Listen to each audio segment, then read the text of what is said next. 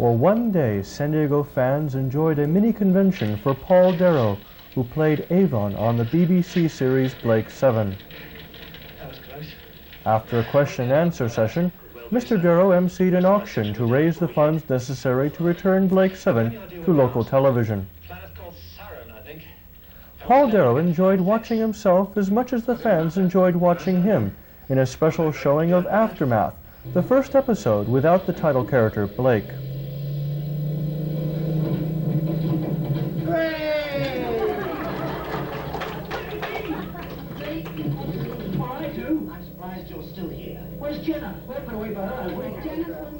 Fans of all ages lined up to have Mr. Darrow sign books, photographs, magazines, and other items for their collections. Hey, well, Colin. So you do that one. There. And For anybody in particular? that's Susan. That's USA, yeah? You think this colour would be good? Is this the pattern? What do you think? Or silver? Sure. Silver would be good too. Can I get a picture though while you're signing it?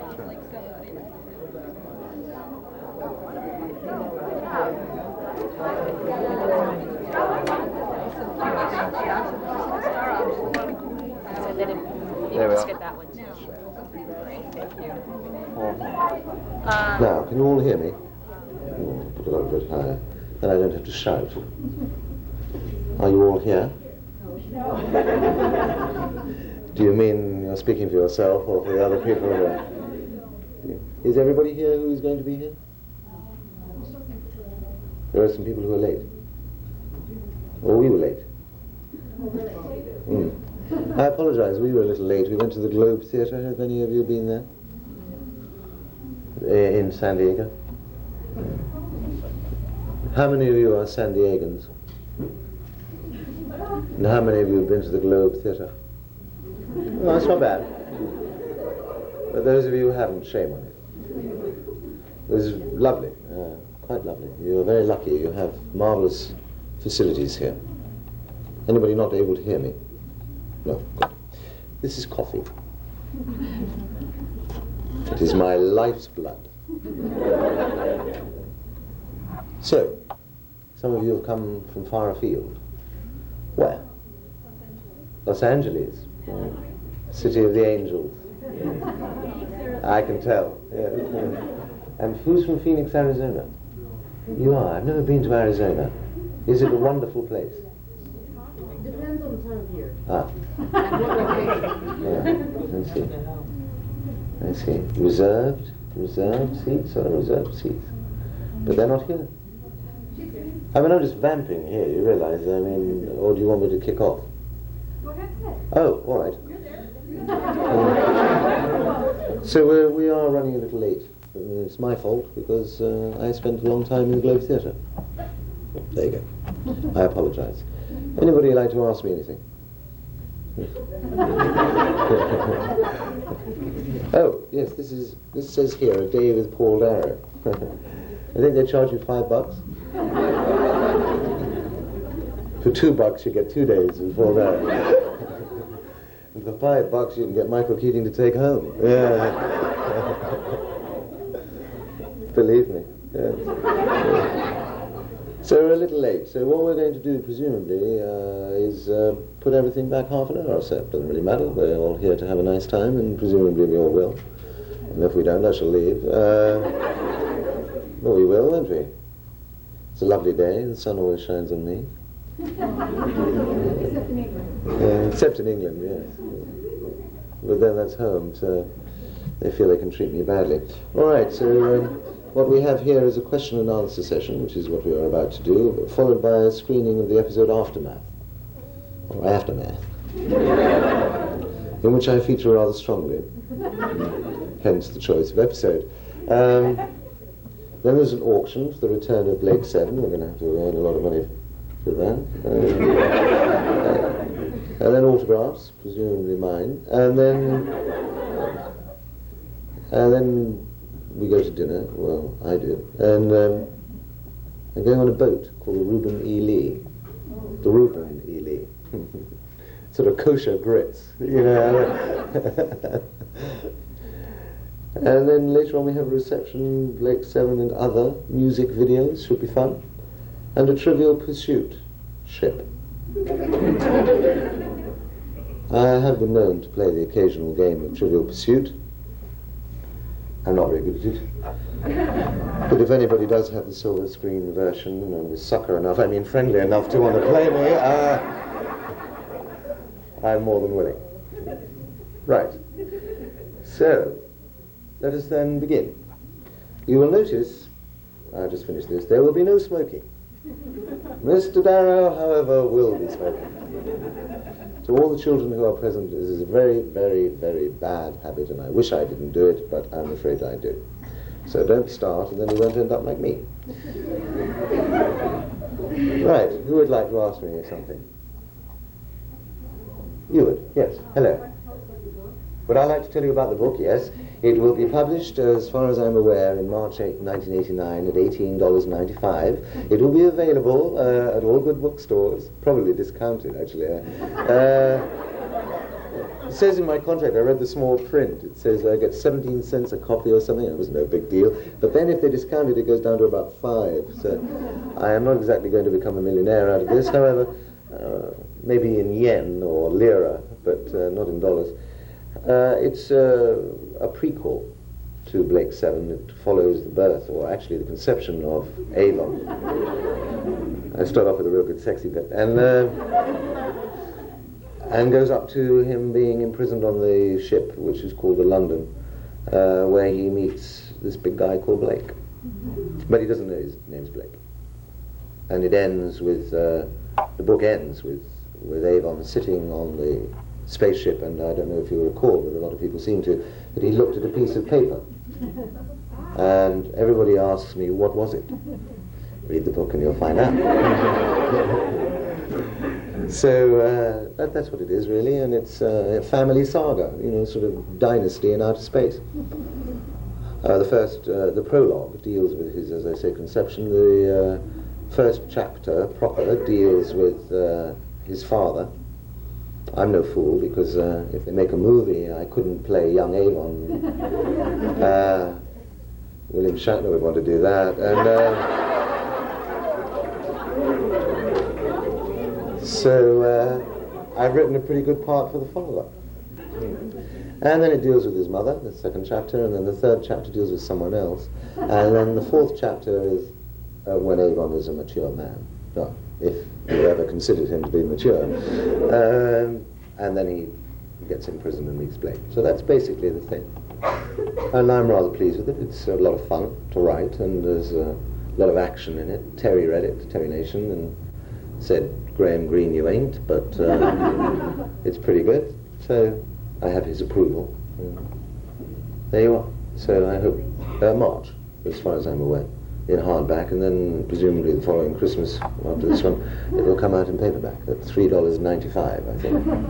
That's what they keep telling me. There will be photographs in it. There will be some artwork done by an artist called Karen Ryber, with whom you may be familiar. And she does me rather well. So my wife always says that even if the book's rubbish, it'll be worth buying just for the cover. She's probably right. That was a fairly full answer to your question, wasn't it, I think? I hope so, yes. I hope to write some more books. As a matter of fact, they did mention to me at one time, would I be interested in writing a book that followed on from the series? So I write a prequel and a sequel to the series. Maybe. I'd quite like to. I have my ideas, but then so have a lot of other people. Right. Who else would like to ask me something? Yes, ma'am. I was still a question. Where Where exactly are you from? exactly am I from? I'm English. I know you're English. You know it's our staff and I come in at your seal, but whereabouts are you from? We stuffed you at Culloden, you know. Yeah.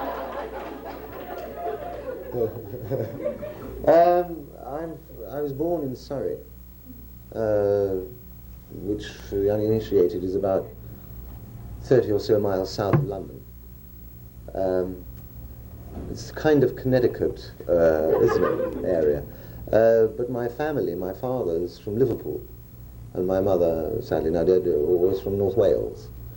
And my grandmother, on my father's side, was Irish, a McNamara. You can't get more. I should say with the utmost delicacy, I have not a drop of Scottish blood. Maybe if you had a transfusion of yourself. But I love Scotland. Best golf courses in the world. I was there recently, Edinburgh. Where are you from? Glasgow, which is actually no Edinburgh people here. I actually prefer Glasgow to Edinburgh. It's a lot more vibrant, isn't it? Well, that's a nice way of putting it. I mean, it's kind of like New York, you know. You can get knifed and mugged and things, but if that doesn't happen to you, you can also have a lot of fun. It's a nice place to go to. And what are you doing here? It's very interesting. I live in Los Angeles. You live in Los Angeles. Why? Well, the honest truth, it rained for 3 weeks straight and I got bored. Oh, I see. Well, very nice. And what do you do in Los Angeles? I'm a nanny. You're a nanny. Yes, gossiping, nanny. How wonderful. You'd look after me, would you? How marvellous. What a wonderful idea. Well, next. Nice to meet you. Somebody had that. Oh, Susan, you did. Has the BBC expressed any interest in bringing back the show or doing a movie or anything official? Has the BBC expressed interest in bringing back the show, doing a movie, or anything official? No. No. They, I suppose, to excuse them somewhat, they're in a quandary, in so much as they did not realize that Blake 7 would be as successful as it indeed was. Neither did they realize that the success would continue, even when the series hadn't been on for a while in Britain. They did not realize the pressure they would get from, for want of a better word, fans, both on this side of the Atlantic and on my side. However, it is on cable television all over Europe at the moment. So I'm getting letters from Denmark, you know, things like that. I have you in a Blake 7 scene, you know. I think sexy you are, and things like that, you know. That's just Michael Keating's letters. So it's quite popular there. Also, there are some videos available in Europe. We have a different system to the United States, of course. So Australia gets it, and New Zealand. Yeah, I've just been to Australia and New Zealand actually repeated the entire show during their summer, and it was so successful that they devoted a Saturday night to Blake 7. They did 3 episodes, bang, bang, bang, and then talked about it and all that, and that did very well in the ratings. So we're pretty big in New Zealand. Who knows what will happen? I don't know. A question arises as to the actual rights. They're rather complicated, the world rights. I would imagine that something, sometime, either based on Blake 7 or spun off from it, if you like, will occur. If I have anything to do with it, well, I need the money. And I hope to keep coming to the United States, and you'll stop inviting me if you forget Blake 7, won't you? Yes, ma'am. Do you have any current West End or theatrical? I just finished doing a tour of a play with music. It's not really a musical, called Are You Lonesome Tonight, in which I played Elvis Presley. And my hair is slightly darker than it normally is because I'm waiting for the dye to come out. That's what enabled me to come to go to Australia, New Zealand, and then come to the US, because I'm not now doing another play until January, which is a new thriller called Alibi for a Murder. It's about a man who murders his wife. Guess which part I play. Any particular author? It's written by a man called Frank Williams. I don't know if you'll ever get a series over here called Dad's Army, British series. Well, Frank Williams plays the vicar, the minister in it, and he's also a writer, obviously. And he's written this play. I think it's pretty good. I don't think it's sensational, but it could be. It's set in the 1950s. So you can imagine what's going to be happening, background music and newscasts and so on. It's quite interesting. Set in 1951. Who won the Academy Award for Best Actor in 1951? Humphrey Bogart for The African Queen. So, I should be able to do all that. Rosie, get me a cup of coffee, will you? Yeah, be fun. Right, another question, please. Oh, you don't seem too eager to ask me a question. Are you scratching your head, Russell, or are you going to ask me a question? Who is going to publish this book? Lyle Stewart of Secaucus, New Jersey. They published the other Blake 7 stuff, the Doctor Who stuff, and quite a lot of other stuff. They showed me around the warehouse. It's quite interesting. Films of Woody Allen. They published. I wanted a copy, but they wouldn't give me one. We can't do that. We have special quotas out to Walden Books and so on. Yes. On the new play, is it going to be in London or is it going to be a tour? The new play that I'm going to do is going to be in London. We hope eventually it will go into London's West End, but initially it will be a tour because that's how you make some money in order to be able to afford to put it in. In the event that it's good enough to go into the West End, although really that's the wrong phrase, it's not a question of good enough. If it's right, for a particular time and audience, then it will go. If it doesn't, we will probably take it to Australia and New Zealand. And then come back and maybe go into town after that, but who knows, we'll see. I'm doing it because I think it's quite a good play and they're also paying me a lot of money. Is this the first time the play has been done? Yes.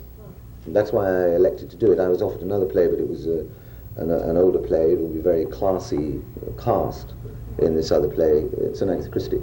But I didn't do that because it wasn't new. That will not go into London's West End and not necessarily provoke a great deal of interest because it's been done before, even though you might have a sensational cast in it, of which they presumed I would be one. But we'll see. I prefer to do the newer play. It has a better chance. And it's more interesting because I can create a character myself, can't I? Rather like the Avon character. I suspect it'll probably be very like Avon. He's rather charming. Kills his wife rather brutally. But there you are. I love it. Yes? Is probably in providing a profit, proving it as rough in British theatre as it is? In getting a profit is it difficult in British theatre as it is in the theatre in the United States, of course, because costs are enormous. I was looking at to get back to the Globe here that I'd just seen. No way could that theatre survive on box office take alone. It has to be very heavily subsidized, that theatre. I have never seen backstage facilities in any theatre in the world as good as that. And somebody has to pay for it, and it must cost millions of dollars a year to keep it in the condition that it is, and it is wonderful. I do urge you to go there and see. I'd love to see a play. I'd love to do one there too. Yes? Hi. You mentioned in Oakland that you'd like to record all of it. You were too old for Hamlet. What I was wondering is, since we cannot get enough of your work over here to satisfy, I mean, we have 5 things to do it, would you be able to do homemade video or audio tape like Ian McKellen in Hamlet? He just talked into the camera for his soliloquy. How much would you charge for a single fan? Yeah, I see. The lady asked, because limited opportunities to see my stage work, would I do as, I'll abbreviate what you said, as Ian McKellen, an actor of whom you may have heard, did, record direct into a video camera and then sell the tapes, and how much would I charge? $1 million. No, it wouldn't be. No, I don't know. I've never thought of doing that. I would like to see you do Hamlet soliloquy. You would like to see me do Hamlet soliloquy? I suppose lots of parents would like to see you read love poetry or act love poetry or whatever. They'd like to see me read love poetry. Well. I don't want to make fun. I heard that actors have a reel that they show. Actors do have a show reel, yes, which is edited highlights of everything they've ever done on television. Which is there just in case anybody doesn't know who you are. They can just play it. Do you have a reel? Yes. Could you release it like to your parents? It's not a bad idea. Sell it, you mean? Well, it's for charity? What do you mean? What about me? Yeah. I've got to be able to afford to buy Billy Shatner a drink, haven't I? I think I owe him some of the things I've been saying about him. That would never be done. It is not regarded as the done thing. No. The reel is private to you and to your agent and to the producer. He must not make a copy of it. And that's it. Yes, I would gather that they would be worth a fortune, of course. But no, it would not be regarded as the right thing to do. To make a whole videotape of speeches and things like that privately, yes, would be possible. It would take time, it would take setting up rather carefully. It's the most awful noise coming from over here. Are you not feeling well, dear? Smart camera. I'm told you not to have waffles for breakfast. Now, yes, you could do that. It would take setting up. Most actors like it to be perfect, you see. But the actor doesn't like that. It's like it's an artist, you see. You wouldn't want the unfinished or the quickly dashed off painting. You want it to be right. Same with an author. If he writes the word but, he means it, not and. He means but. So you'll find it very unlikely that an actor would do that. On the other hand, we can all be bored. So talk to me later.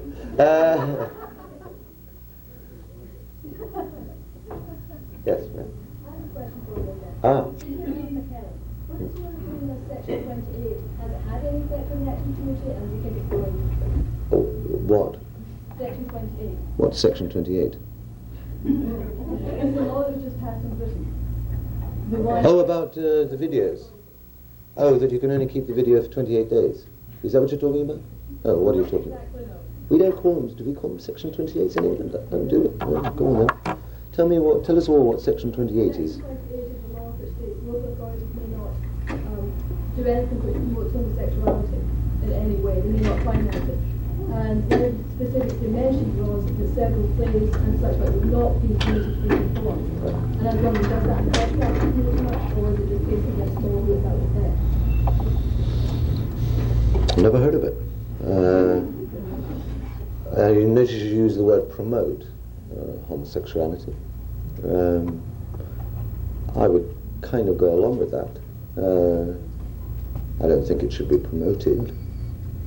It's a fact. For some people, to each his own. It doesn't happen to be my way, but who am I to say that it's not right?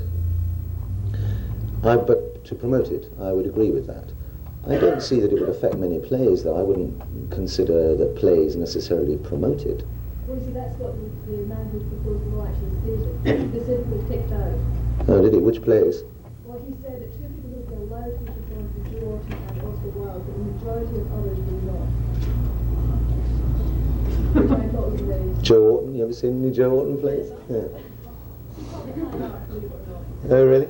Yeah. I'm rather suspicious of this guy who put up this section. Yeah. I haven't heard of it. It must be fairly recent. But I wouldn't imagine that it would affect too much. The actors do what they want to do. And if it's a good play, I don't care if it's about something extraordinary and even disgusting. If it's a good play, it'll be done. It may have limited showings, but then that's fair enough. There are children that we wouldn't want to be affected. So in principle, I would agree with the word promotion. It must not be promoted, but it doesn't mean that you've got to ignore it. It's there. It's like illness. People have illness. What do you mean? You're not going to do a play about lepers because it upsets people? No. Of course you are. Hi. Did I like watching the elections? Yes, well, it was all a bit of your elections, not yours, but their elections. Yes, I did, but of course it was all rather a foregone conclusion when they called it in the East, and I believed them, and they were right. But yes, I love all the razzmatazz that surrounds it. I love all that, you know. I love there's girls, you know, with short skirts and go on, George, George, George, you know. I love it. Wonderful, wonderful. And we must congratulate Mr. Bush. I'm sure he'll be a fine president. No, I really mean that. Yes? You mentioned something about keeping videotape Oh yes, this is what the law I thought you were referring to referred to. There is a law has been passed in Britain where you cannot keep a videotape that you have recorded yourself off the television for more than 28 days.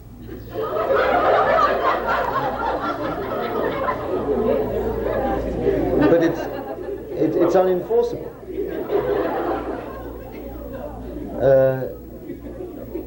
I suppose if the police came to your house for something else, and they wanted to have a pretty good look, but drugs or something, wanted to have a pretty good look at your house, and they found a videotape that was more than 28 days old, I suppose they could then say, okay, we're going to book you on that, so that gives them more time to find what they're really looking for. But other than that, I can't see how it can be enforced, and I sure as hell hope they don't come round to my house. Because I have movies there that I've recorded that you can't, unlike the United States, which seems to have everything. In my country there are movies that I like, I love the movies, and I like to have them, that you can't necessarily get. You get a lot, but not all of them, and they don't show them that often. So, like, there's a movie called Bad Day at Black Rock, I don't know if you know that, Spencer Tracy. They showed it once on Channel 4 in the last 5 years. I got it, you know. But in 5 years they've shown it once, and I suppose I am breaking the law, but I shall apologize profusely if I'm ever caught. I mean, if I'm ever... In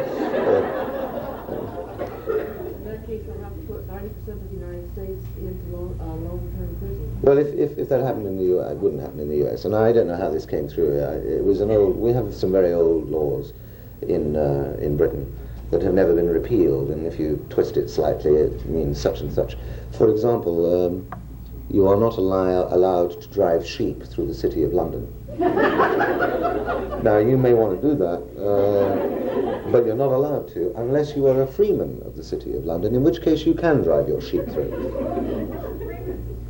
A freeman of the city of London is a person, you don't know what that is? That's someone like a city gives you the keys to the city. Because they think you're an admirable person and you've done a lot for that city. Like, for example, Elvis Presley presumably was fated in Memphis, and he would be the equivalent of a freeman of the city of Memphis. That means you could probably park your car in a double yellow line or and get away with it, because you are a freeman. You don't do it too often. It doesn't mean a great deal, but there are these old laws in Britain that driving your sheep through the city of London. I knew that because a famous comedian was made a freeman of the city of London, and he said, I have found out that I can drive, I'm going to get a herd of sheep and disrupt traffic. Rather fun. Then we have other laws as well, blasphemy laws.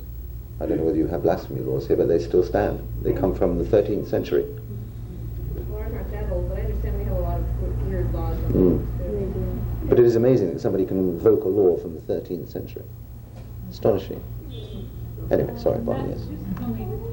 Oh, I beg your pardon. Massachusetts only revoked its blue laws. What were its blue laws? Is that dirty? Legislating morality. Oh, really? Legislating morality. I'm all in favour of that. My morality is very legislated, yes. What was my childhood like? Oh, pretty much like anybody else's childhood, I would imagine. I'm an only child, and therefore I tended to get my own way. I was brought up in North London by my parents. I had a pretty happy childhood. They left me pretty much to my own devices, in that if I wanted to do something within reason, I could do it. I mean, there was a certain legislation on my activity, yes. I mean, but I was brought up in an era where it was safe for a child to walk the streets. You know, go to the movies on my own at the age of 10. If I had a child of 10 now, I wouldn't let him out of the door without a bodyguard. I mean, I think that's terrible. Terrible.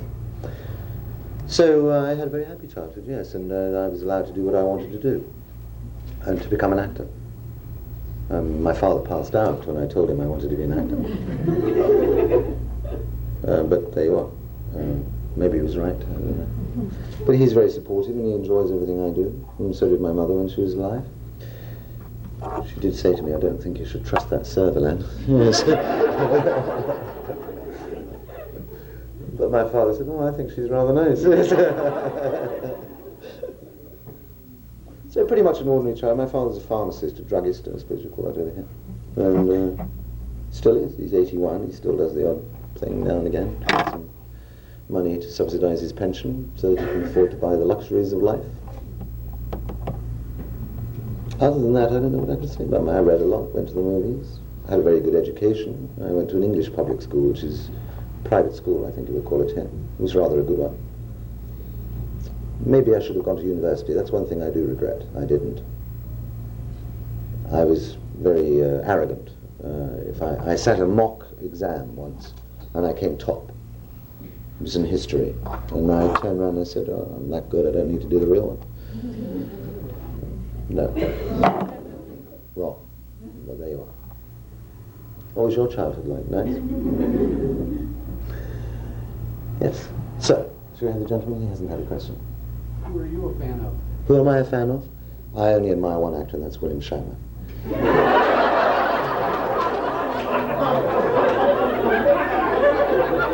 I have based my entire career on Bill Shatner.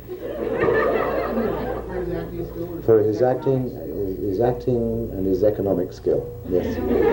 I think he's a wonderful... I'm going to speak kind to Bill Shatner weekend, this one. He's a wonderful man, charming, delightful, loves his fans. And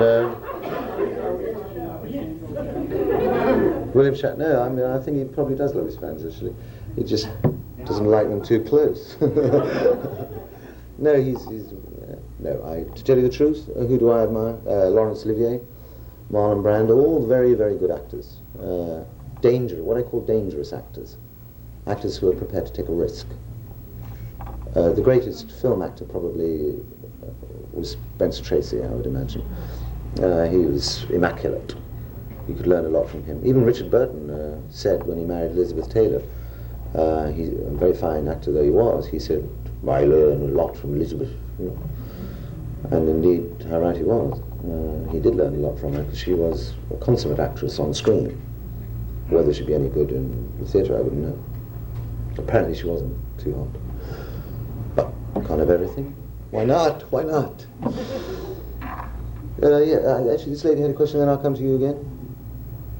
Who has people aren't asking me questions, who are sitting there just looking at me and sort of smiling. And, is he really like William Shatner? I wonder if that's his own hair, dear. Yes. Is there a role that you would like to play? A role that I would like to play? I'm often asked this. Yes, there are many roles that I would like to play. I'd like to do James Bond for the money, and the pretty girls, and the lovely locations. But yes, a lot of Shakespeare. Coriolanus is a part I want to play. I mentioned that before at other places. And probably there are a lot of roles yet written or that I have not discovered that I would like to play. Yes, the actor plays what is offered. Sometimes he will want to play something that is not offered, and that can be very. If you want to play it really badly, that's very depressing. I just played Elvis Presley, and I met a man who I'd been at drama school with in Manchester when we were there. And as I walked into he was filming a TV show. I walked into the hotel with the hair and the sideburns and the shades, you know. I normally walk around like that. And he just came over and he said, "I've got to buy you a drink, Paul. I haven't seen you for 18 years. I've got to buy you a drink, and I have got to tell you that I will give you anything you like for me to play it once." And I mean it. And he meant it. He really wanted to play Elvis Presley in that show. He didn't, I did. And I'm sorry, I didn't give him the show. But it can become obsessive, you know. Eventually, I suppose you'll have to earn enough money to put the show on again and so that he can play it. Yes.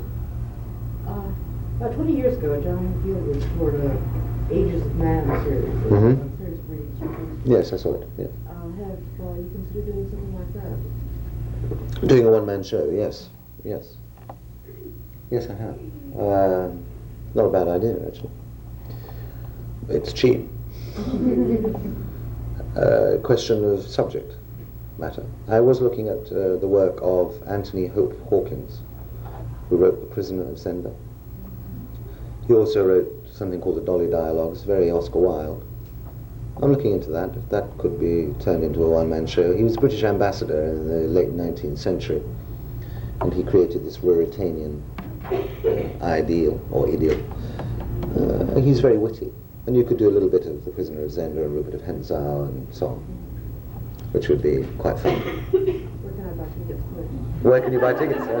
How very kind. Well, hopefully one will be able to do that. The problems one has, of course, with the British actor working in the United States is you have union problems, just as the vice versa applies. So one would have to come into some kind of an agreement. I don't suppose that would be too difficult. Depends on the kind of backing you have. If you work for Paramount Pictures, there's no problem. If you work for the Royal Shakespeare Company, I doubt that there's a problem. And anyway, actors tend to stick together, so I would guess that something could be worked out. I'll let you know. Phoenix, yeah, I'd like to go to Phoenix. Is there a theatre in Phoenix? Yeah, There must be. Yeah. they're just building another facility, probably Harvard, I think, or something akin to that. That's going to have facilities like this. From what plans I've seen, will allow them to Oh, so nice theatre going to be built in Phoenix. There you are, you'll all go to Phoenix. What are you doing with that videotape? What are you doing? I saw you, you're not paying attention, are you? I shall be asking questions afterwards, you know. And those who fail get a very nasty smacking. Yes. You often find about your sinister roles. There a detailed explanation. For those of you who didn't hear, the lady says I often play rather sinister roles. Is there a deep-seated reason for this? No. I'm a pussycat. I don't know why it is I get these sinister roles. No, I really can't answer that. I suppose it's because I'm dark. And they tend to think someone with dark hair is going to be the baddie. Don't know why that should be. Yes, you and I together, you'd probably get the villainess, you see, wouldn't you? Mind you, they're fun to play, because you can do all sorts of nasty things, you know. Hit women, shoot people in the back, and they say, oh, he would. But still write you the letters. They're fun to do. They're always very well-rounded characters.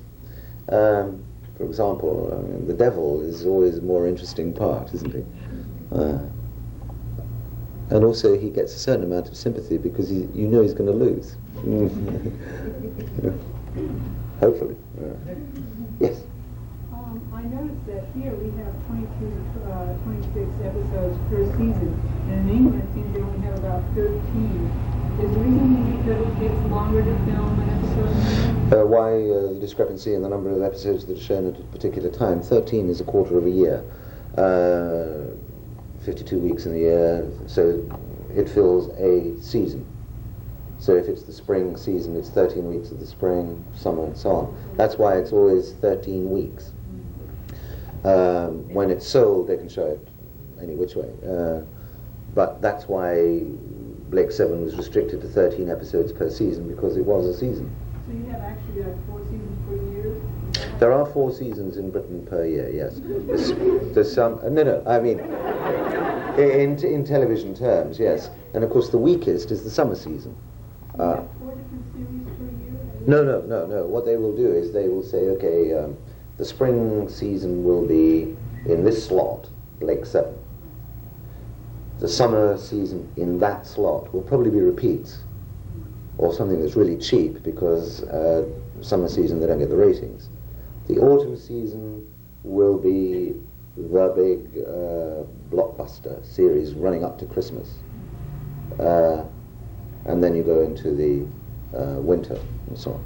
And the winter is usually, well, winter tends to run over into spring with the season. Why do I keep hearing from fans from England that it's so hard to get repeats there, especially like up Blake 7? Why is it difficult to get repeats of Blake 7? Because there's a law that after a certain amount of time, the copyright runs out with the performers, and therefore you have to renegotiate with every single performer. And only one in any episode, even if he only has one line, can say no, and so it's not shown, unless you can cut him out. This has happened in Britain recently. There's a show called The Professionals, and Martin Shaw and Lewis Collins, who were the stars of it, they wanted to repeat it, and Martin Shaw does not like Lewis Collins, and Lewis Collins does not like Martin Shaw, and Martin Shaw refused. So they are not showing it. And I worked it out how much he has cost Lewis Collins in repeat fees, and himself, in repeat fees. And the day after that was announced in the London Times, Michael Keating, the little balding guy who played Villa, he called me and he said, I hope you would never do that to Blake 7, because I've just worked out I could buy my house with the residuals. You know. And I said, I would never do that to you, Michael, or indeed to myself. No. But that's what can happen. They will change that slightly, I think, and make a fixed fee. But clearly, you know, 10 years ago, if your fee was $100, today, hopefully, it would be a little more than that. So that's why they do that. I mean, it has been known that somebody's done a show, say, 10 years ago, and the BBC, who have their own rules, this is a true story, and it was a radio program, and they wanted to repeat it, and they called the agent, and they said, we paid your client £40 for this radio. We would like to repeat it. And he said, sure. And they said, could you tell us how much your client would now charge? He said, yes, about £40,000. And they said, but we only paid him £40 10 years ago. And the agent said, yes, but his name is Albert Finney, and he has just done Tom Jones, and he has won an Academy Award for it, and he is a multi-millionaire, and he doesn't need it, you know. They never think like that. They're very blinkered. So, yes. Have you talked with, for example, I know you've appeared someplace with other people from Star Trek. Mm-hmm. I wondered if you've ever talked with any of those actors, sharing your views on what it's like to have created a character that's grown beyond the time that you originally put into it. Yes, the lady asked, for those of you who didn't hear, if I've ever discussed with people, for example, from Star Trek, what it's like, or just discussed it generally, how to create a character that goes on beyond, in the enthusiasm, shall we say, of the viewer, far beyond the actual show itself. Yes, I have discussed it with George Takei, who's a very nice and intelligent man, and we had very interesting discussions of it. And he said to me at one point, he hadn't seen much of Blake 7, but he said the marvelous thing about it was that the characters were so well developed. And I said, well, we really didn't have any alternative, George, because we didn't have the money for the special effects. And he said, well, I think that maybe Star Trek has gone the other way, and a lot of the character is missing.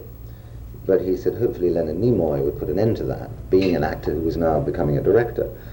And I think that that was indeed the case. Leonard Nimoy, for whom I have great admiration, did indeed start to do that, because it's the characters in the end that really count. On the other hand, Star Trek was still very successful, even though there wasn't necessarily great character development in the supporting roles. There was character development within Captain Kirk and Spock, just to name two. And possibly DeForest Kelley's part, Bones, isn't it? Doesn't it seem strange sometimes to realize something that's over and done with for 6 years is still affecting people all over the world? The first time they see it, it is strange that people are affected by something that I finished 6 years ago, yes. It is odd. It's very nice. It's very nice, yes. I did a small convention last week with John Delancey, who is Q, that's right, thank you. And he, thank you. And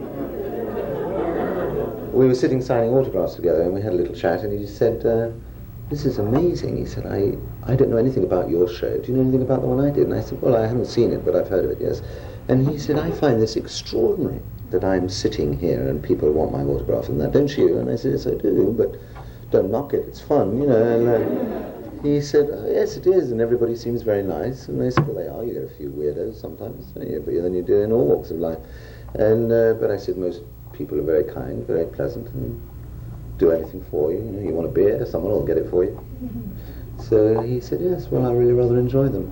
And now that is the secret of conventions, and just generally mingling with, for want of a better word, fans. If you enjoy it, then that's fine. If you don't do it. But yes, it is extraordinary. But then somebody once said to me, after you're dead, you know, we'll always remember you as Avon, we'll put flowers on your grave. I said, why am I looking a little peaky?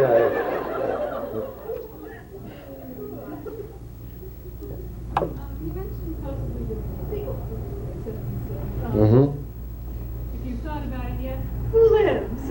Who lives? If I were to write a sequel to Blake 7, who lives? Only one person.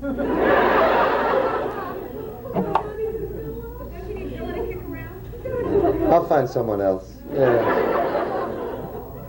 I guess Philo would, yes, I guess he would appear in it. Oh, yeah. Well, she's the girl next door, so yes, I suppose she might be in it. I don't know. I never really thought about it. Somebody came up with an idea that Avon and Servalan were brother and sister. I wrote, I think, a zine. I read it, yes, about it. But it was rather worrying because, of course, they used to go into clinch every now and again, and yeah, there are children present, so I won't elaborate. I'm sorry? Has the stuff of classic? Oh yes, quite. Yeah. Oedipus, call your mother. Yeah. Yes, very worrying. No, we mustn't promote that, must we? Section 29. Yeah. Somebody was going to ask you, ma'am. Yes. You seem to have a hesitation about using the word fan. Is there some reason for that? So I found that some fans don't like it. I mean, fan actually means fanatic, doesn't it? But I always find that, I'm not just saying this, I've said it before and hopefully I will be able to continue to say it, is that I've always found that what we call fans are so friendly towards us. Michael Keating would agree with me on this, that you're kind of friends, and we don't like saying, you know, oh, this is a fan of mine, because that puts you in a certain category, doesn't it, to the person to whom I might introduce you. Supposing I was to introduce you to, let me pluck a name out of the air, David McCullum, I was discussing in the car with somebody whom I know. If I was to say, oh, this is a fan, his attitude to you would be very different from if I were to say, this is a friend who I happened to meet at a convention on Blake 7. Very different attitude he would have. So, yes, in a way, that's why I don't like using the word. But when you're talking about a vast group of people, it's as good as any other, I guess, if you don't mind. They won't let you smoke, but they will me. Oh, gentleman there, did you have your hand up too? You did. Shall we just do this gentleman, then I'll come to you, because I caught his eye first. Right. Okay, back about the time of Blake 7, you did an episode of Hammer House of Horror, Guardian of the Abyss. Not too many people have seen it that are so-called fans of yours, but it was the most grimmest episode of the whole 13-episode thing, and I'm wondering what you thought of the script and whether the whole thing made any sense to you. The gentleman asked about a Hammer House of Horror I did called Guardian of the Abyss, and it was, he says, the blackest, I suppose you would say, of the 13 episodes. Yes, it was rather. And what I thought of the script, I didn't think very much of the script, and I in fact turned it down. And my agent called me and said, what do you think of the script? I said, I don't think it's very good, I'm going to turn it down. And it was a lady agent I had at the time, and she said, no, you won't turn it down. And I said, yes, I will, I don't think it's very good. And then she told me the fee, and I said, fine, I'll do it. And I did it purely for the money, but because it was a lot of money. And they laid on a Mercedes to come and pick me up from my home. Oh, it was wonderful, wonderful. Having said that, I worked with a very nice director on that called Don Sharp, who is a very fine director. And I worked with a friend of mine called Ray Lonan, who was in it. And I really quite enjoyed it in the end. They do, yes. Who's Elvira? How do we explain Elvira? It's sort of Vanna Black. Okay. Well, anyway, it was quite fun to do, but I did it. Actors have to eat, and I did it for the money initially. But having said that, it wasn't that bad. It didn't do very well in England because it went out against Dallas. The night it was revealed who shot J.R. So 3 nuns and a whippet watched, but then they repeated it and it did quite well. And as I said, I did quite well financially out of it. So it enables you to do other things. I wouldn't necessarily put it down as one of my favorite experiences, but it wasn't that bad. I've done worse. Now, it was your turn because... was there a particular Blake 7 episode that I had a lot of fun filming? I enjoyed most of them. There were 1 or 2 exceptions that I would like to get rid of, but generally speaking, I enjoyed them most. In the 4th series, I had a lot of fun doing an episode called Power. I kept being hit on the head, but all these women, half-naked women, were running around, and I got to kiss this guy. Oh, it was wonderful, and I quite enjoyed that. It was a very male chauvinist episode. The women hated it. I loved it. It was great fun. But generally speaking, I had a lot of fun doing them all. If the script was pretty good, and most of them were, and the actors you're working with are fun to work with, and most of them were, then you enjoy it. I mean, you get paid for doing something you enjoy, which 95% of the world don't. So, I'm very lucky, aren't I? Yeah, you'd have enjoyed it too. Michael Keating would like working with you. Yeah. There was a girl, a very pretty girl, in an episode once. I don't know if you remember it, but the episode was called Hostage. And it was Blake's uncle and his cousin. And the lady who played his cousin was a very pretty girl. And she was also, to put this with the utmost delicacy, a very good kisser. Very wet kisser. And when she finished rehearsals, she would turn around and they'd say, "We don't need you anymore, Judy." And she'd say, "Fine, good night." And she'd turn around, she'd give Gareth a kiss, she'd give me a kiss. And we'd say, Michael Keating used to get first in line. And then when she was kissing everybody else, run over to the door and hold it open for her, so he got another one as she went out through the door. It's wonderful. It's a little scurrying figure. "Good night, Judy." It's wonderful. She knew what was going on, but she was a nice girl. Great fun. Yes, ma'am. Apart from Blake 7, what's been my favourite role? I have to say that most actors' favourite role is the one they're doing at that particular time, but I had the opportunity, as I said earlier on, of playing Elvis Presley. Now, for a British actor to play Elvis Presley is phenomenal anyway, and to have some little success at it was great. And I did 6 months of touring as Elvis, and it was wonderful. I loved every minute of it. And to get up on that stage, and I was what they call a legitimate actor. I did sing in it, and to have a 5-piece tight rock and roll band up there, and an 18 chorus, and a high voice singer on the track, and go into "Oh, so on for the monarch," and all that, and the audience going, "What?" is sensational. Having said that, I didn't do Blues Red Shoes, but I did do a couple of other numbers, back 6. But it was, I mean, you saw it, and I mean, it is sensational, isn't it? But from my point of view, it was just incredible. Well, thank you. I made a lot of friends through fandom. And of course I turned to them when I got Elvis and said, "Will you help me please with the accent?" And they said, "Sure." And they did. And I got a lot of tapes. I have some very rare tapes of Elvis Presley, audio tapes. Very rare. One was sent to me by a disc jockey in Mississippi, who's no longer a disc jockey because he's getting on a bit, but he said, "I know somebody who knows somebody who tells me that she's a Blake 7 fan and you are now playing Elvis Presley, have this with my love, maybe you'll do it better." And so that's wonderful, isn't it? That's one of the things that comes out of this sort of thing. And it was a joy to do, so that's hopefully the answer to your question. That's my favourite so far. I'd like to do it again, but who knows? I'd like to put in an extra number, because I get more confident. Yes? Having been Elvis Presley, I imagine you saw several of the Elvis fans come back. What did they think of you, and what did you think of them compared to the Blake 7 fans? What do the Elvis Presley fans think of me in it? I have to say, and compare them to the Blake 7 fans, I have to say that this particular play, which was called Are You Lonesome Tonight, was about the last 6 hours of Elvis's life.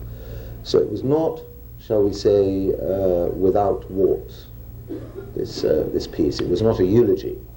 It was, this is the way he was, according to the author. Also, he dies.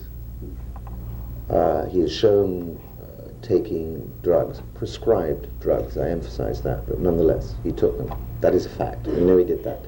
We know he ate the wrong kind of food. We know he was bloated. We know he could lose his temper very badly and really be insulting and unkind, and then it would change. Because what I tried to play in him was the fact that he was like a child in many ways and was indulged like a child in many ways, but he also had the child's charm, that he could bat the eyelids and do the smile, you know, say, hey, baby, I'm sorry. And people would melt. So we tried to play that. So, but the Elvis Presley fans, the diehards, and one woman actually screamed abuse at me. She said, he never took drugs. And I said, but darling, that's a fact. And she said, no, he never did. How dare you stand up there? How dare you lose your temper and be as unpleasant? And so on and so on. And, well, you know, that's the way it was. So they didn't like it, a lot of them. But those I spoke to, who are good, what I call good fans of Elvis, who were prepared to accept the truth and still love the man as I did, were very interested, and they came to see it, and they said, we find it very depressing, but you're very good, and you're obviously a fan yourself, which is true, and it shows you love him, so that's okay. But they weren't hysterical or anything, except the ones who objected. Compared to Blake 7 fans, they were more subdued. because it was more thought-provoking. And I mean, when you've just seen a guy lying on stage and somebody's singing Are You Lonesome Tonight, and he dies, and the audience, and then the last line is, ladies and gentlemen, Elvis has left the building. You can hear them in the audience going, and so they don't come rushing around going, yeah, great, you know. They come and say, oh dear, you know, a bit sad, but still. So apart from the people who objected, they were much more subdued. How? Yes? We're going to stop for a moment and set up the video equipment for Aftermath, oh, right. And then we'll watch that, and then we'll get on to more later. Oh yes, what a good idea. We have plenty of time, don't we? I mean, you're not going any place, eh? So just take a moment to bring in the equipment. All right, well, we'll is it noisy, putting it up?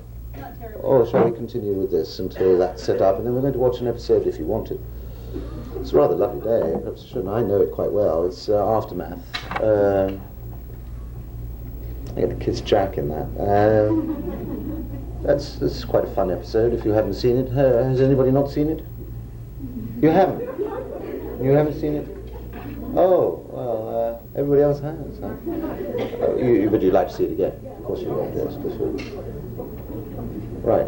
Although the last time I did this at a convention, they played Rumours of Death, and I sat and watched it. And Michael Keating, who popped into the back to watch the end of it, said, they didn't watch it, they watched you watching it. Which I suppose is quite interesting. Mm.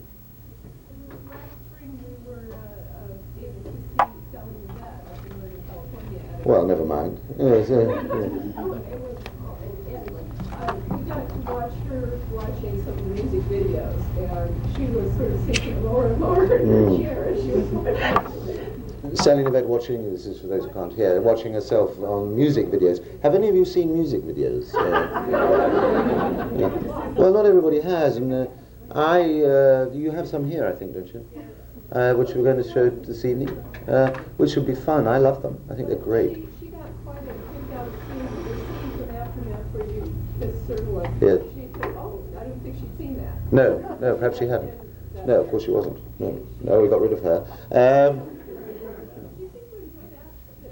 Yes, it's quite fun, and people are very clever in that they pick a particular song or piece of music and put it all together. There's a lady called Mary Van Dusen who did a whole stack, and she very kindly gave me a copy.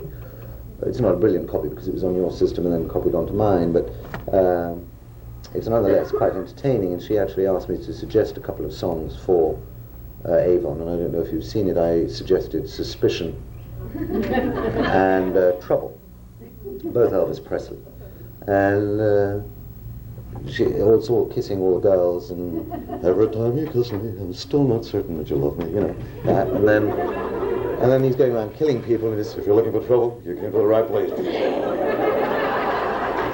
which is great. And she said it, but it took her an awful long time to edit it all together. 9 hours, I think, something like that, each one. Very impressive. But what I enjoy is seeing your idea of what goes together. I think there's one of me, which is done to You're So Vain, or something. I haven't seen that one. But, so, I mean, is that the kind of music videos we have? Oh, great. Well, that'll be a lot of fun, won't it? We'll look at those maybe later on. We'll try. How big is the screen? It's not too big, but for those of you who can't see, I'll take you through it, you know. That's, I remember it quite well. Yes, Jennifer. Sorry?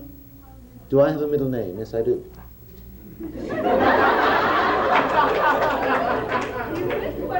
Do I admit what it is? Yes, my middle name is Valentine. My father was born on St. Valentine's Day, February the 14th, and it is traditional that a son is named after his father, one of his names anyway. But his first name was Ernest, and no disrespect to anybody named Ernest, but my mother said, I'm not having a child of mine running around with a name like Ernie, you know. So you'll have to have your other name, which is Valentine. So that is my middle name. And Tanith Lee, whom you may have heard, very kindly dedicated a book to me, and it is actually dedicated to Valentine. Nobody knew who that was, of course. Now you do. Have you considered going into directing? Have I considered directing? Yes, I would love to do that. And I envy the gentleman I admire so much, Leonard Nimoy, for the opportunity, and he's obviously a very good director. Yeah, I'd like to have a crack at it. But you've got to do it right. Not connected to the TV set. Oh, well, see, what we need is a computer expert here. Sort this out. And sure as hell isn't me, I'll tell you that. Yes, you've been so busy taking pictures, you haven't had a chance to ask a question. If they did do, say, a movie, I think it was like 7, would you like to go back and direct it as Leonard Nimoy did with the Star Trek movie? Would I like to act and direct the sequel to Blake's 7 if they did? Yes, I would like to, but I don't know whether I would be competent to direct it. Let us say, if we did Blake 7 for The Voyage Home, that might be the time to direct, yes. But then Gareth Thomas would want to direct, like William Shatner. I want what he's got, you know? We're ready when you are. So, I guess everybody would want to. But I wouldn't mind, yes. But when I knew a little bit more about it, I think. Apparently this is ready, so shall we just take one more question from you, dear? You had your hand up, so we might as well.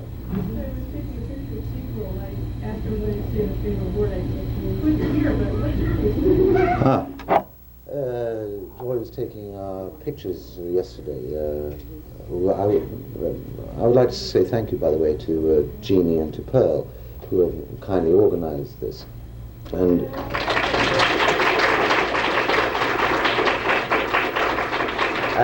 that's Pearl, and a rather short notice, but they're very astute in that they wonder why actors come to conventions if they don't pay them lots of money. The reason actors come to conventions if you don't get paid a lot of money is because A, you enjoy them, but B, it's an opportunity to see somewhere that you might not necessarily visit. And I'd never been to San Diego, and I know it better than a lot of you now. So that was marvelous. However, we went to SeaWorld, yesterday, which is, again, a marvellous experience. And I was having my photograph taken, and Joy asked everybody to say your favourite word as you have your picture taken. And I said sex. See what I mean? Makes everybody smile. So that's stolen, by the way, from another actor. Wasn't stolen from William Shatner. I did it with, well, I'll rephrase this. I had my picture taken with Michelle Nichols, and they said, you know, would you smile, please? And I went, sex, and she broke up, you know. She just went, what? But it is just as good a word. It does open the mouth. I mean, well, let's all say it. Sex. See, it makes you smile. See, even you're smiling, and you're too young. Yes. So there you are. Right, well, shall we... a lot of location work, which I like very much. Sadly, Alan Lake, who played the Chief Saran, is now dead. But he and I were quite friendly. We got on well. And it was good to do. I remember it with affection. Yes.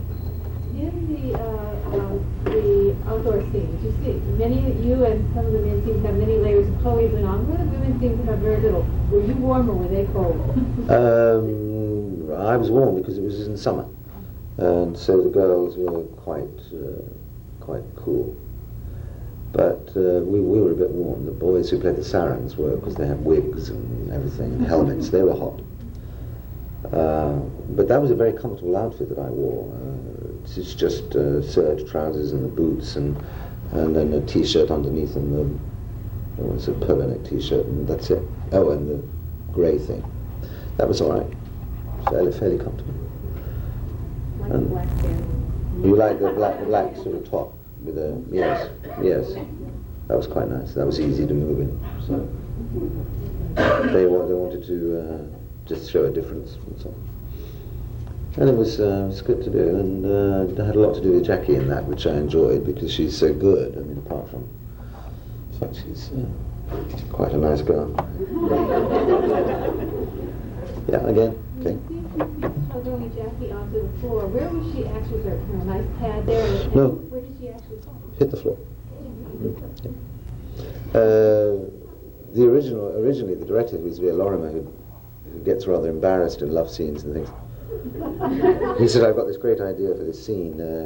You and Jackie will go into the clinch, but I won't see it, and we'll cut down to your feet, and she's rubbing her ankle against yours." And Jackie said, "No." And he said, "Well, kissing is so ugly." She said, "But such fun. We'll do it our way and see what you think." And so we did, what you saw. He said, "Oh, all right." But he said, "You know, how are you going to get her to the throne?" I said, "Get her around the throat." I even did that quite a lot. Just get it around the throat and just throw it down. And you teach people to fall. It's very easy. If you know what to do, you just hit the floor with a hand as you go down. It's not all that far anyway. Yes. In that scene, that is the temptation scene, and in some ways, would have deliberately, no, probably not, but was deliberately after the scene in Empire Strikes Back with Vader and Luke. There, together we shall move the galaxy. I suspect it was written before then. You'd have to ask Terry that, because he wrote it. I suspect it was written before. Terry had the idea for Blake 7 long before Star Wars. So he's coming here in a convention which Gene has organised with in January, yeah. So you'll have to ask him, I'm afraid. I'll ask him. I wouldn't know, but I'll ask him when I see him. I ask him all sorts of things, and he says, no, because it seems that such and such was the case, and indeed it wasn't. For example, Avon's name, Kerr. We did this as a competition in New Zealand, see if you can get it right. The prize there was lunch with me, which I paid for. And Michael did it as well. We asked a question about Michael, his character, and whatever. Actually, we didn't. No, it wasn't. I'll ask you the question. So the question that got you lunch with Michael Keating was, how many episodes of Blake 7 did Glynis Barber appear in? 14. Very good. 14 is right, because she did 13 as Sulin and 1 as a mutoid early on. Anyway, that lady got lunch with Michael. And the question was, my question was, had lunch with me, was which world-famous actor shares the name Kerr with Kerr Avon?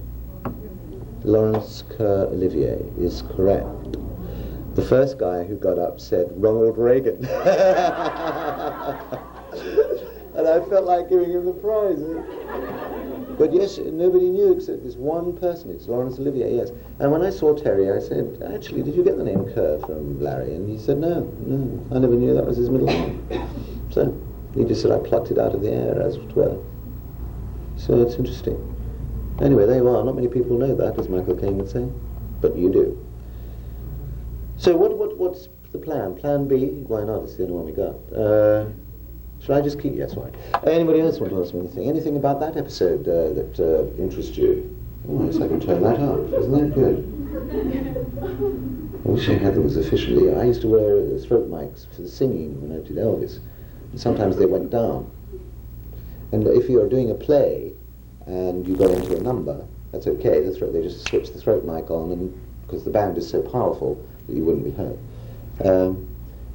And they said, I'm afraid all the throat mics have gone down. So I said, fine. And I said, how do I do the song? And they said, what do you mean? And I said, well, I have to have a microphone. Well, we'll give you one. And I said, I'm in the middle of a play in Graceland. What do I do? Say, hey boys, give me a microphone. Well, you know, I'll feel the song coming on, you know. And of course, when you think about that, it's a bit of a puzzle. So what happened was that as I went up to the back of the stage, and as I came down talking, there was somebody in the wings who went, and I just took the microphone. And I went into the number, but where the microphone was supposed to come from, the Lord knows, but still we did it. I rather like using the microphone, because you can do all sorts of things with it. You know.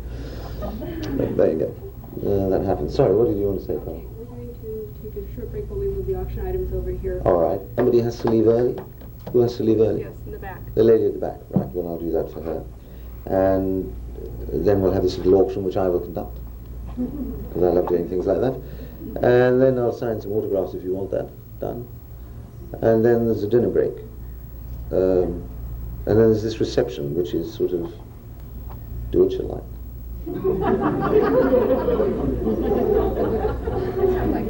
It sounds like fun, yeah. You what?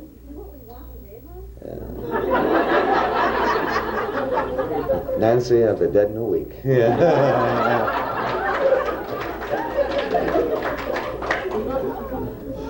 So that's what we'll do. No, you can do that while I'm talking, can't you? Or does it make an awful lot of noise? Well, we would. You would. So why doesn't everybody take, 5, 10? Take 10, have a coffee or something. Someone might kindly bring me one. And I'll just do this for this lady, and then we'll go into the auction and the autographs, and we'll chat and go and have a bite to eat, and then do what you want to do. Thanks again. With the Lake 7 logo on it, or from the first 2 series. So would anybody, it's got to be worth $1. Anybody want to put $1 on that? $1. $2. Is that right? $2? Okay. $5. $10. $15. That's American. Right. Is there any other one actually there on? I had about $4 different dollars in my pocket at one point, and I could never work it out. $15 once? Twice? Any advance on that? You had a nice month for $15. Anybody else want a mug? $15. For the mug. Once? 16. Oh, you are a wonderful girl. Thank you very much. I don't care what they say behind your back. I love you. Okay, we have $16 against you. But you know there are 2 more coming up, and if you're Avon, you'd wait. You have it for 16. Yeah. Okay, the third one comes up. $15. Anybody want to do 16? It's 16. You were late. Sorry, I said it was first. But you're in luck because there's one more. Now it seems that the ladies pay $15 and the gentlemen pay 16. Do you want it for 16? Sure. Okay, you got it. No, he got it sooner. Sorry about that. Which one was that one? This gentleman here gets it for 16, this lady gets it for 15, that gentleman gets it for 16, and this lady gets it for 15.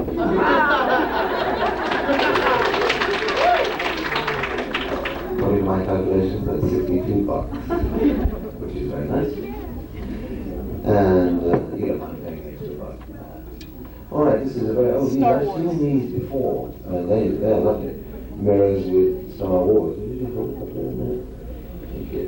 Right. I have looked in that mirror. Well, if you get a name at the auction, would you kindly give your name to somebody? The blonde lady there. To the blonde lady there, Jennifer, and she'll make a note of the fact that you have acquired that particular item. Right, now we have the mirror, which is a Star Wars design on it, which is very nice, isn't it? Don't break it, 7 years of my life. Or evening out with William Stratton. So, anybody want that? Oh, that's really very nice. Nobody wants it. Nobody wants to bid me $1? So what you bidding? Oh, $5. $5, thank you. $5. Cheaper price, $6. $6.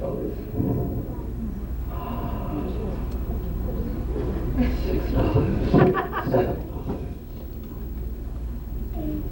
8? Who said 8? You did? $8 for a minute.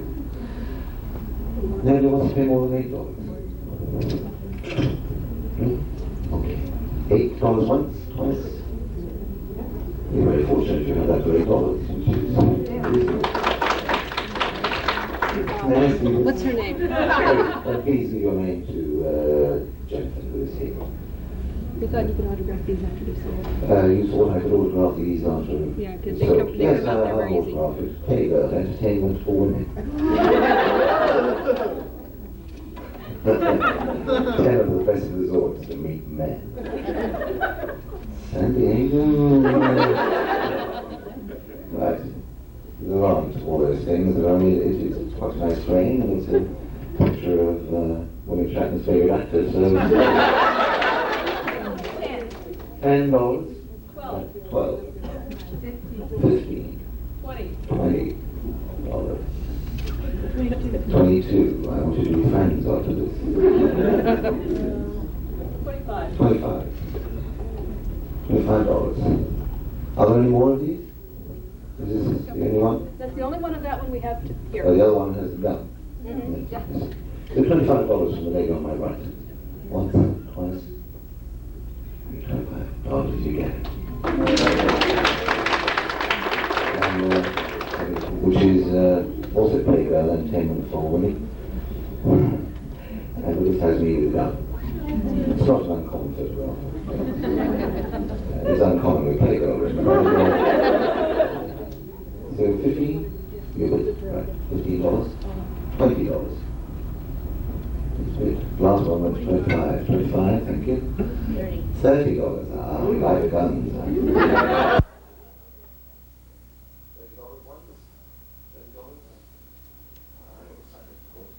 $30 twice. It's that lady very kindly showed me the way up here earlier on. $30. I think your name is Donna, isn't it? Yes. Donna over there. Jennifer has got it for $30. Now then, this is a cookie jar, candy dish. I did not touch it. If I drop it, you'll kill me. It's got a dragon on it flying. Gosh, looks like Gary Thomas. Did you use that? No, no. Anyway, it's a very nice candy jar. But I'd just like to say that I go to a lot of conventions, well, not all that many, but those that I do go to I enjoy very much. And I enjoy this sort of thing because the amount of talent there is phenomenal. The artwork that I've seen, there isn't very much in the way of paintings here, but it is phenomenal. There are a lot of talented people out there, and I do congratulate you. And this is lovely, isn't it? I mean, that jar is lovely. I put it in my case, so that was great. So, anybody want to bid on it? $5? Thank you. 10. 10. Thank you. Be nice for your panties after you're married, Catherine. Yeah, thank you, dear. Yes. Russell's going to kill me. Yeah. 12. Yeah.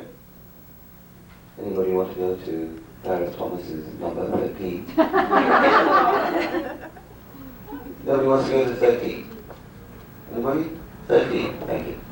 $13. 15. 15. Such a great cheese. 15? Thank God today's Wednesday. Payday was on Wednesday? It's coming Wednesday. Oh, it's coming on Wednesday. You sure it was you, Mike? Pretty elegant and nasty. 15 once. You noticed it twice. 16. 16. He knows that payday isn't coming till Wednesday. It's a very Avon thing to do, that. Right. But that's a very Blake thing to do. Because the trick is to let him get it and then mug him as he goes out. $20 once. You want to go to 21? Yeah. Yeah, that's $21. $21. Once. Twice. 3 times to you, son.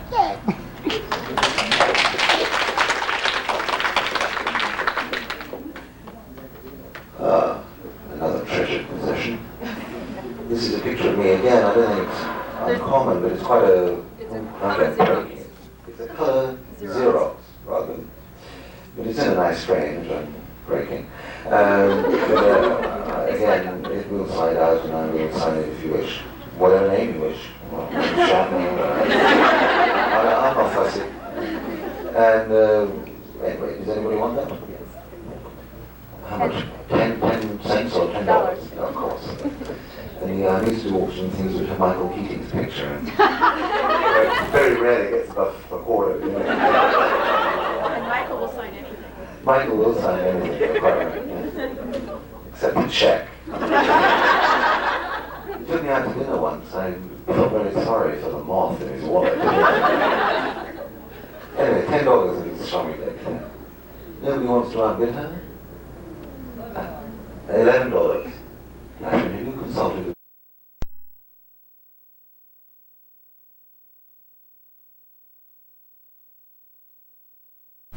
self-explanatory, self-explanatory, I think. Another of those lovely mirrors. $15 has been bid. Has a Blake 7 logo on it. $15?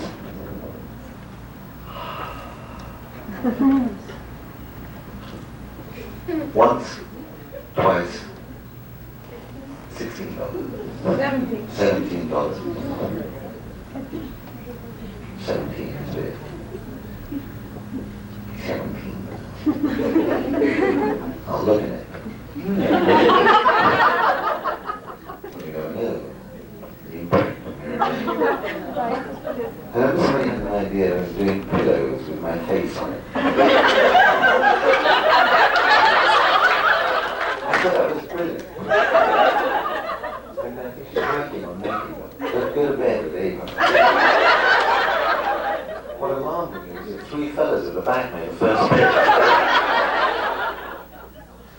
Okay, sorry, where were we? $17, which was with $18. $19. 20. Now this is where Michael Keating had difficulty in counting further, you see. And then it's gone. Well, almost so. Naughty. 22. 25.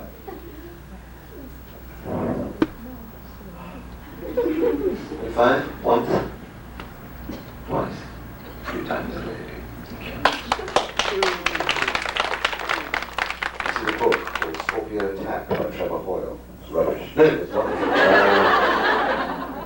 Not signed by anybody, but if you want, I will sign it. Actually, this is quite good, I think. They're quite, are they rare? Rare-ish. Yeah, it's been re-released just recently. Oh, I see. All right. Well, anyway, it's retails at $3.50. So who wants to make a profit of 50 cents and offer me $3? Nobody? Wants it for $3? $3. 4. 5. You. 6. This is for a good cause.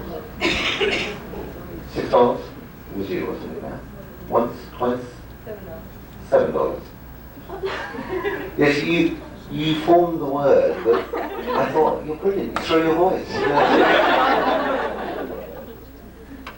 Will you autograph it with anything? Will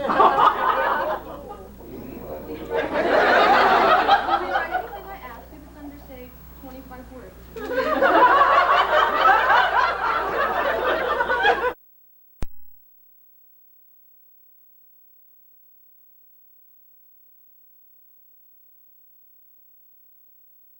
Anybody want to bid on it? $5? Thank you. 10. 10. Thank you. Be nice for your panties after you're married, Catherine. Go ahead, thank you. Yes. Russell's going to kill me. 12. Yeah. Anybody want to go to Darrow Thomas's number 13? Nobody wants to go to 13? Anybody? 13, thank you. $13. 15. Such a great cheese. 15? Thank God Payday's Wednesday. Payday was on Wednesday. It's coming Wednesday. Oh, it's coming on Wednesday. You sure it was you much? Pretty, I was going to ask you. 15 once. You noticed it twice. 16. 16. He knows that payday isn't coming till Wednesday. It's a very Avon thing to do, right? Right. Well, that's a very late thing to do. Because the trick is to let him get it and then mug him as he goes out. $20 once. You want to go to 21? Yeah. Yeah, that's $21. $21. Once, twice, 3 times to use it.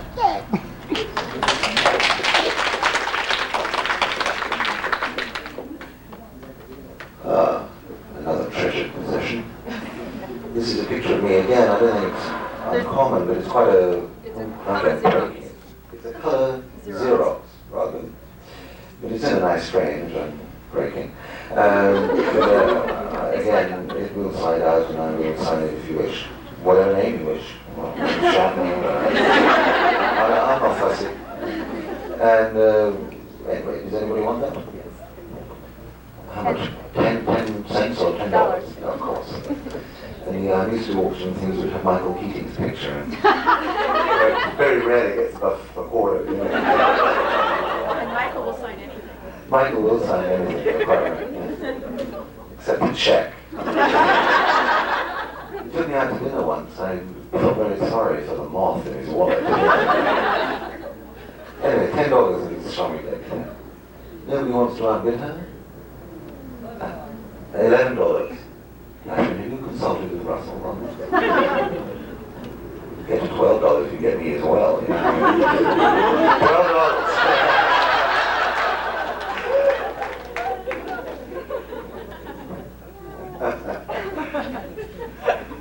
Why am I laughing? It's true. $12 once. 13? 15. Oh. Lips of Sutherland in her eyes. 16. Who's good against you? 7. 20.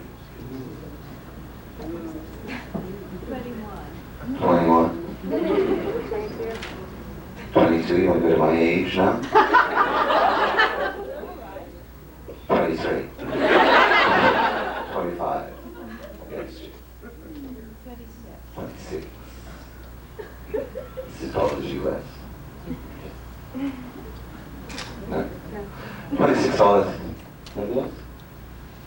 You got it. Well done.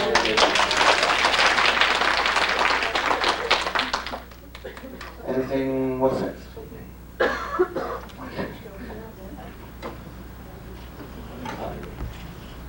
Self-explanatory.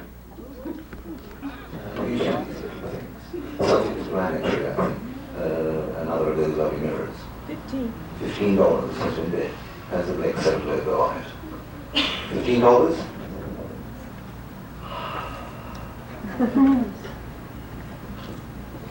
Once, twice, $16. $17. $17. 17 is it. 17. I'll look at it. You go, no. I also had an idea of doing pillows with my face on it. I thought that was brilliant. And I think she's working on making them. Let's go to bed with Avon. What alarmed me was the three fellas at the back made the first pitch. Okay, sorry, wait, $17, which was with $18. $19. 20. Now this is where Michael Keating would have difficulty in counting further. You see. It's gone. Well, almost sorry. Naughty. 22. 25.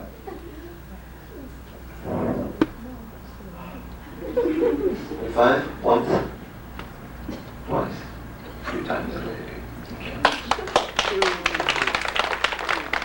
This is a book called Scorpio Attack by Trevor Hoyle. It's rubbish. No, it's not. It's not signed by anybody, but if you want, I will sign it. Actually, this is quite good, I think. They're quite, are they rare? Rare-ish. No, it's been re-released just recently. Oh, I see. All right. Well, anyway, it's retails at $3.50. So who wants to make a profit of 50 cents and offer me $3? Nobody? Wants it $3? $3. $4. $5. You. 6. This is for a good cause. $6. It was you, wasn't it, now? Once, twice? $7. Yes, you formed the word, but I thought, you're brilliant, you throw your voice. We autograph it with anything.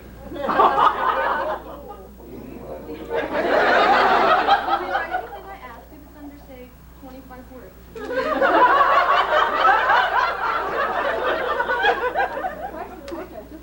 Depends,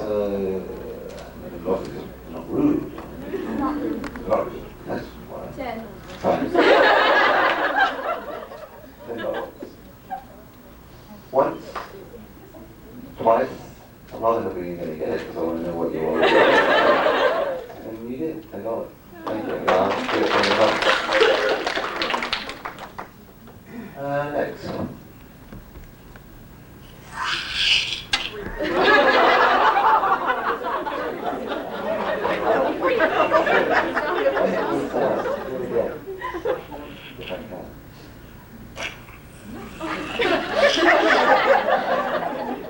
Michael Keating pulling $1 out of his wallet.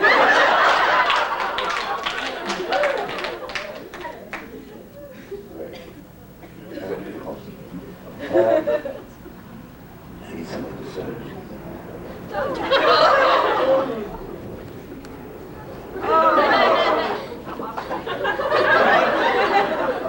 This bag cost me a fortune. A cross.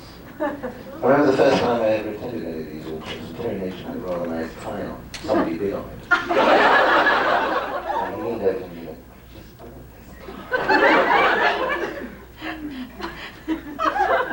went, he then sold it, and he said, Mr. Darrow will also auction his tie. And he will embrace the person who buys it. Somebody went, $100. Got it. Those are the days. No, another mirror. Surprise, surprise. With a great 7-day one. How many of them are? Just the 2. So this is the other one. This is the last one. $15. Who is that? Me. Ah, right. You can hid behind that. Yes, I know. I like to hide. $15 once. $20. $20. 23. 23. I thought I'd be different. Get my age again. Right, 23. No, all right. $23 once. Nobody else. Twice.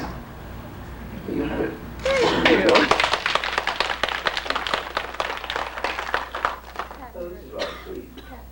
this is Paul Darrow Appreciation Society. It's their little badge. Yours truly, 908 2nd Street, Old Sacramento, California. 95814, telephone 916-04. That's what it is. It has a picture of me. It was designed by Susie Lovett, I think. Let's find out more about the organization. Anybody want to find out? $1, $2, $5, $6, $8, $10, $10. $10? 12. 12. $12? Once. Twice. $12. Thank you very much. Civilized, this isn't it? Yeah, being so polite to each other. There was an auction once where there was a picture. It was a me. But it was a very good one. An original. And there was a lady over here and a lady over here, and I was auctioning it. And it was going up to hundreds of dollars.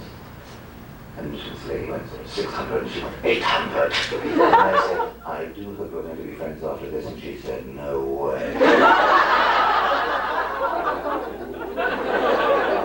got it anyway. Etchings are all from Zach Weir.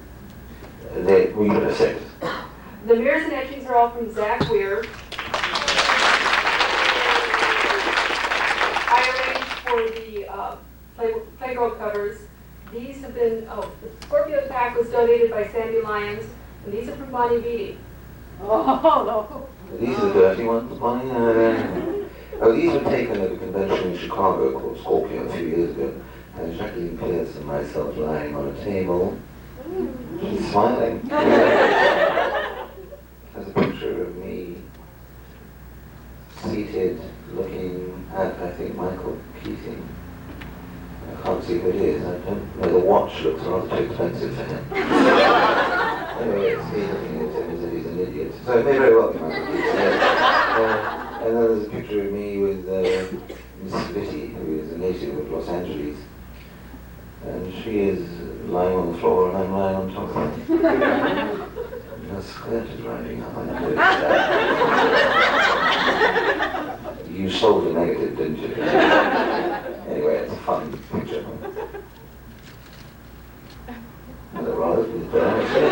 Anyway, there's three which Bonnie has kindly donated, and I don't suppose you get them anywhere else. They're quite fun, if you like that sort of thing. So there you are. Anybody crazy enough to bid on those? I'll sign it, if necessary. Anybody want to move the $1? $1. $2. $3.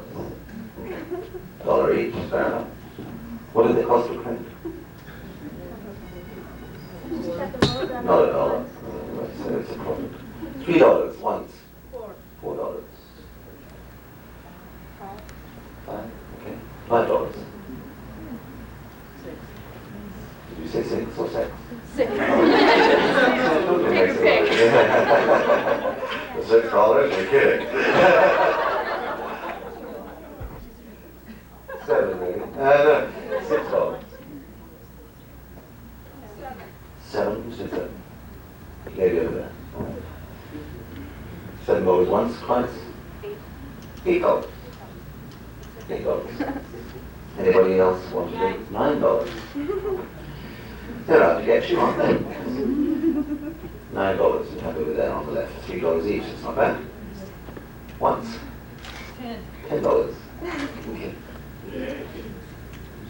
You've been very quiet all afternoon. Somebody popped in there. $10. 11. $11.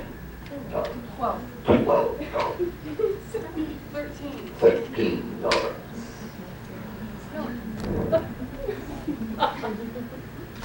US dollars. 13 against you? You want to leave it at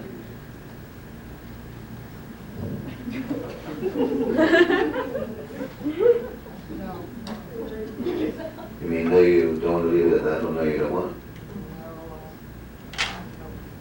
You don't Oh, you do want it. You've got a feeling you might be in a lot of trouble. I agree with you. $13, you got it.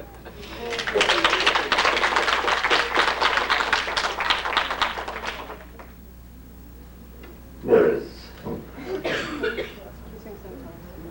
Kissing centaurs. No further comment is necessary for me. I think on this, it's a nice mirror, and Zach, you said, did these. And where is Zach? Right there. Oh, this is Zach. Ah, fine, well done, beautiful. Yes. Okay, anybody want that? For $5. Thank you. $5 quite cheap, I think, because they're rather good. $5. So, do you make it? You may be good with you. Get washing hands. $5 once, twice. You got a bar, didn't you?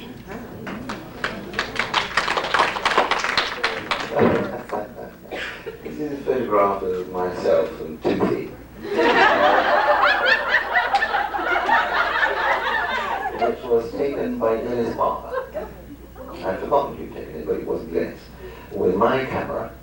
I'm not very good at working cameras. And we were just swimming around on a location down in Dorset. As you see, he has a drink in his hand, and it is alcohol. And we're just fooling around. Anyway, that's a picture's quite a nice picture. I think there are a few of these around, but it's a nice copy. I'll sign it. I'll even sign for him if you like. He finds it difficult to write anyway. Yeah. Pussycat. Anyway, it's a nice picture. So it's got to be worth $1, isn't it? 10. $10.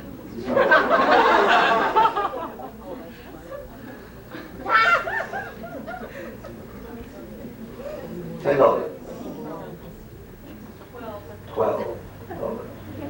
$15. 15, 1-5. Any advance on that? Is that 16? Thank you. How's your cold? Sorry? 17. How's your cold? Good. 17 goes against you, I'm afraid. $20 goes against you. $20. You really hit that, didn't you? Oh, okay. $20 once, $20 twice. 21. You kind of admire that. 23. $23. That's been bid by the lady. Yeah.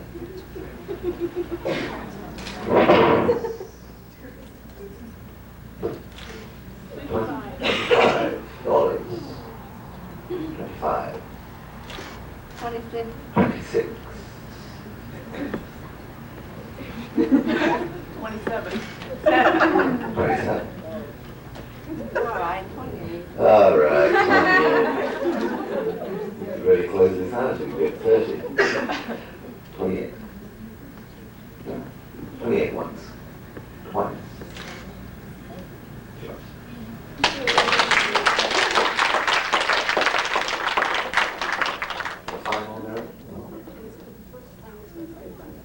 First time this is ever been done.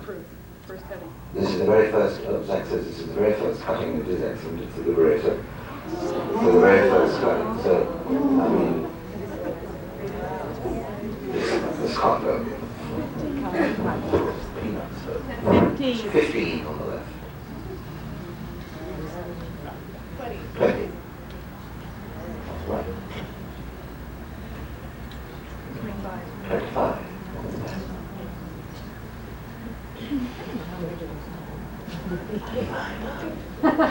Not very much. 26. 26. 28. $28 from the lady. Fellow was waiting for his right packet on Wednesday. Figuring out how he's going to eat till then. Tonight?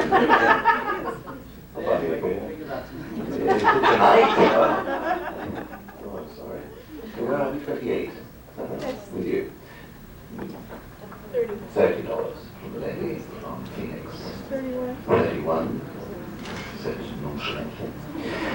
31. 32. Going up against Arizona. 33. 33. Once, twice. It's waiting. 33. Yeah. Very well done. She's got a couple. Is that it? All we have left is a kiss if you want to do it. Pearl, who I'm very worried about, came up with this idea, it's all for a good cause, that I would auction kisses. And I said, you, and she said, you, and I said, if you want to. We'll do it a few times, but I would just like to say this, that I have the utmost respect for gentlemen of different persuasions of mind. But I ain't kissing no man.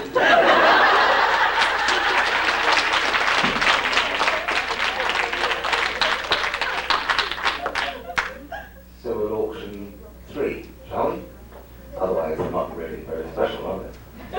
We'll auction the first one, which is a little kiss.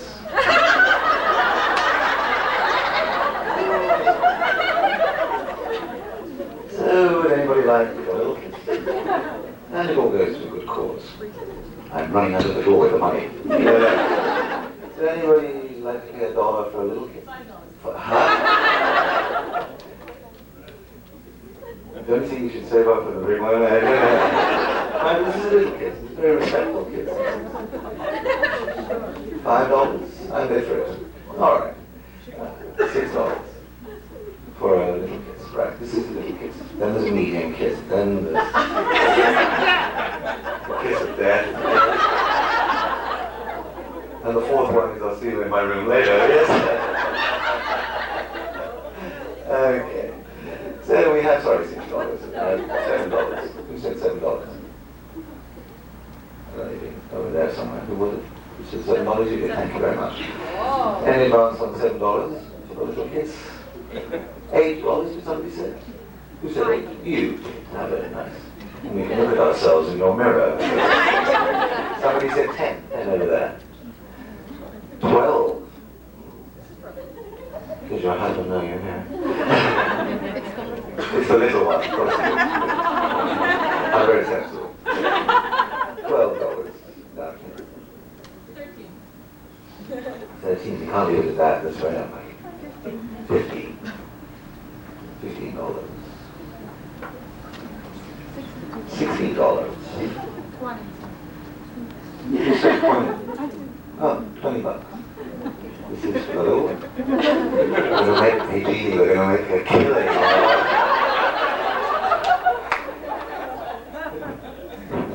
$20.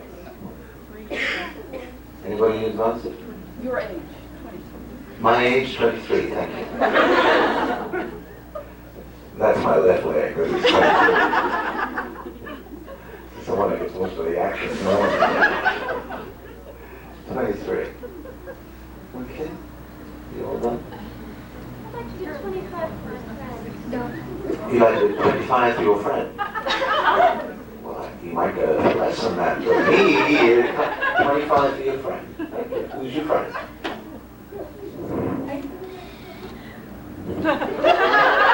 We'll take your offer. So we'll get 25. Is that right? Don't be so shy, darling. It's only a little one. 25. 25. All right. Anyone else? 27.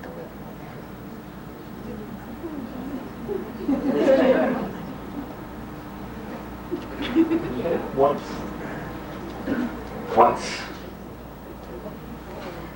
$27. This is a little kid.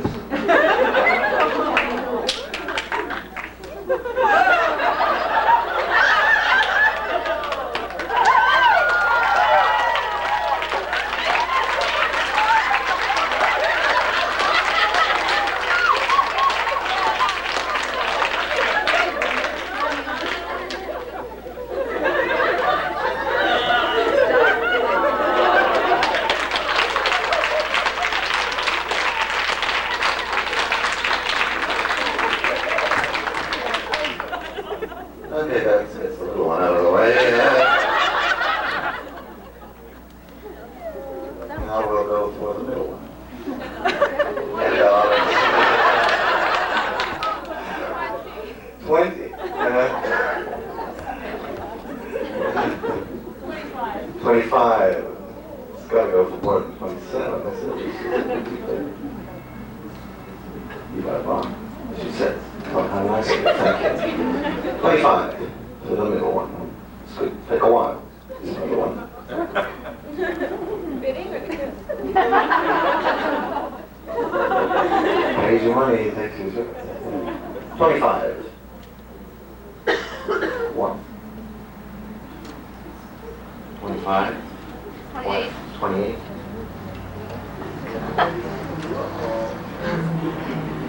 28.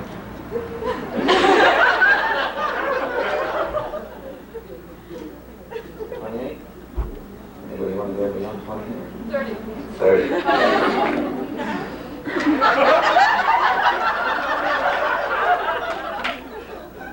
Whatever else I take off. Depends on how lucky I get. Yes, 28. What did you say, 28? 30, you said. Oh, very good. Very good. 30. 35. 35.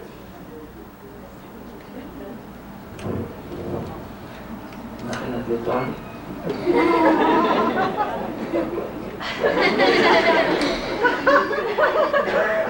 Get one for nothing.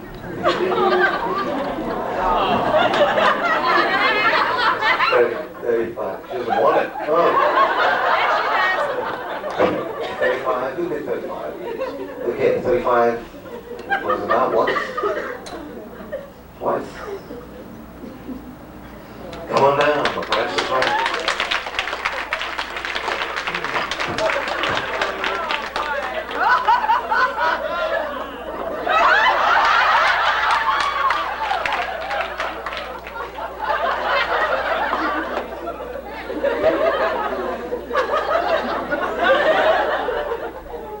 Come on yourself.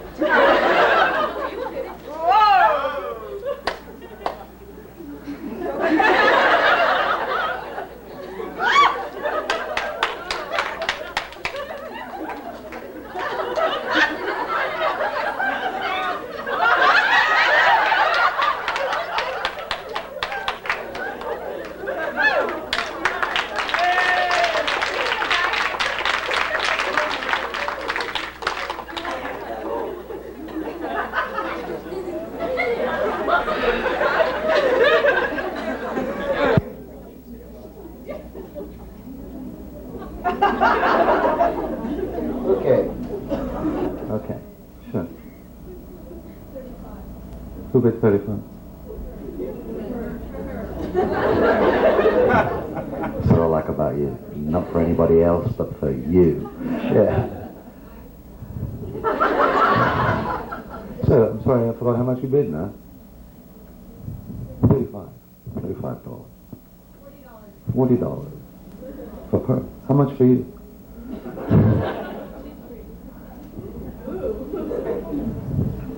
$40. 45.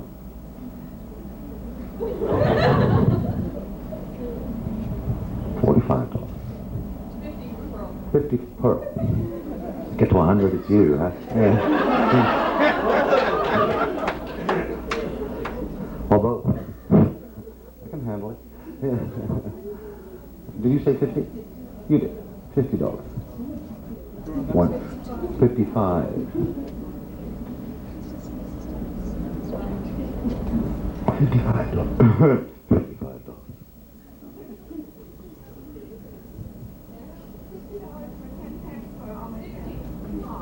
$60. Right.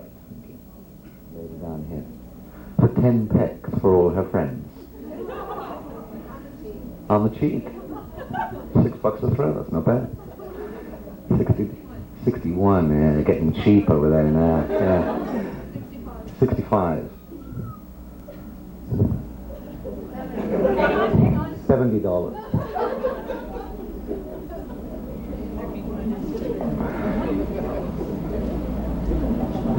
$70?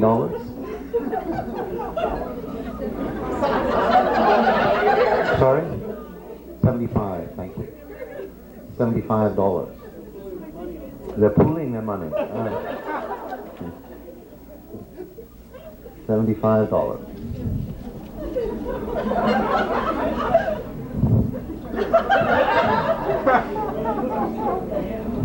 $75. Wow. $80. $85. You got the look, lady. You got the look.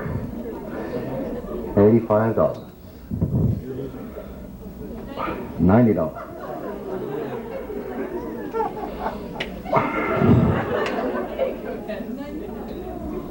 $95.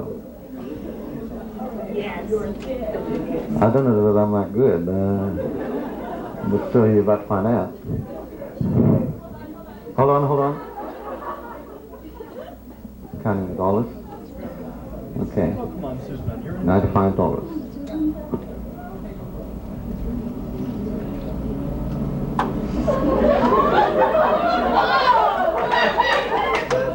$100.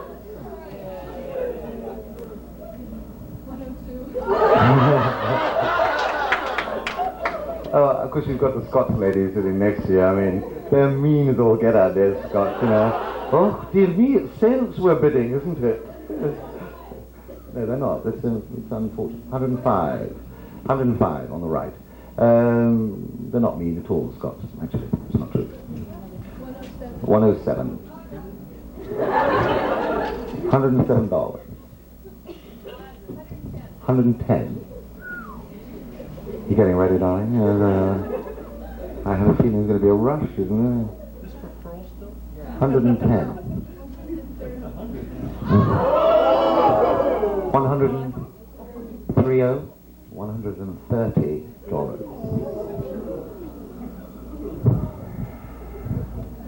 Now listen, you know, if I'd known this was going to happen, we could have done a deal.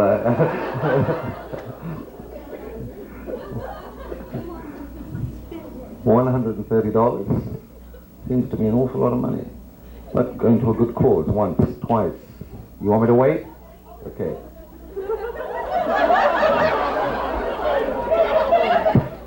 She can lend us $2 if you got 5 cents.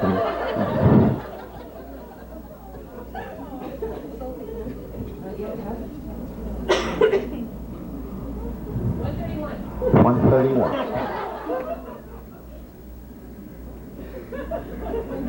$135. There's a certain amount of determination here. $135. And for this, everybody else clears the room. No, all right. 136. 140. $140.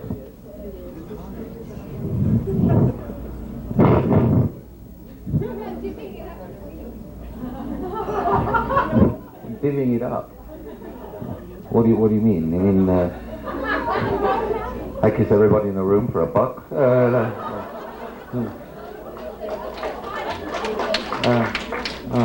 They don't pay me, it goes to Jeannie.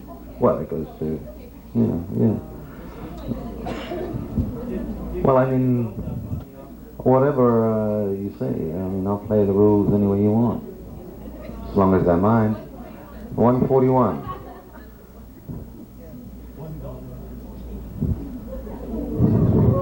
Hey! You in banking? You should be. 141. Sure. 145. But I kissed him twice. Well, I mean, I kissed her. I mean, as soon as she heard that, she leapt forward and went, "Here, listen, I think we can." 145. Yeah, well, the point is, you see, if we should ask her, then her. But what I want is that, and that. You want a contract? What?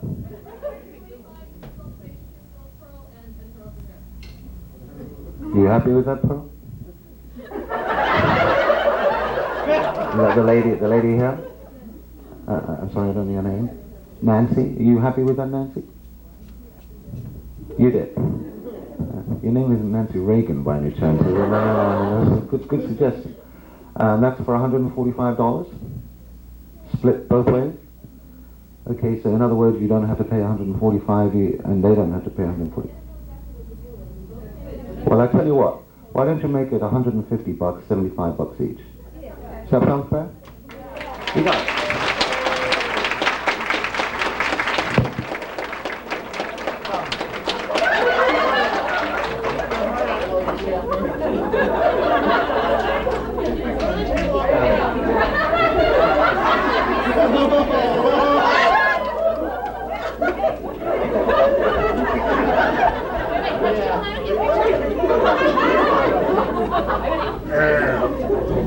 This is the professional camera. Being a professional, you change your power back? No, he's getting light. Double check. Oh.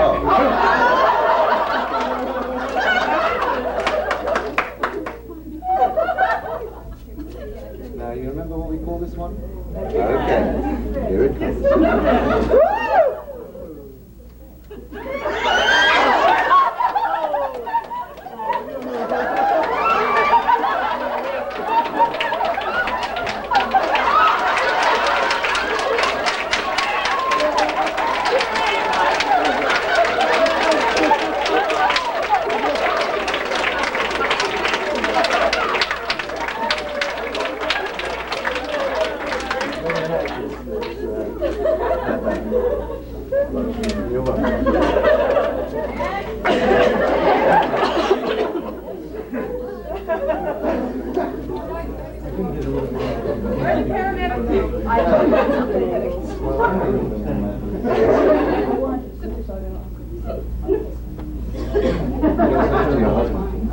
His name, what's the name? Okay, right. Who do you want to take a picture?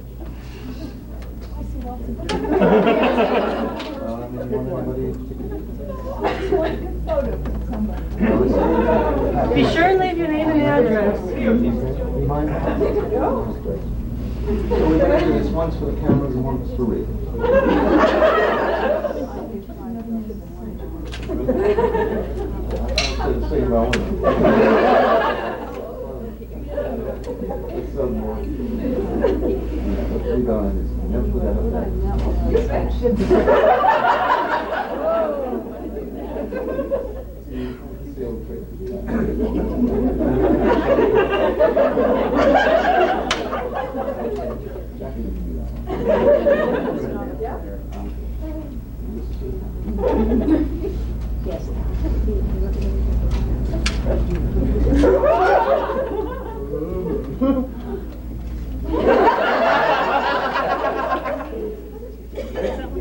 That's it. So right now, this one.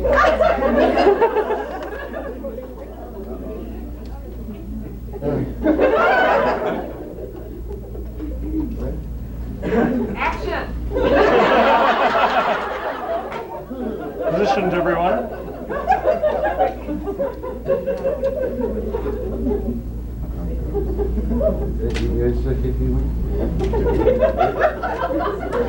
Very serious business. $75 worth. More than I got for an episode.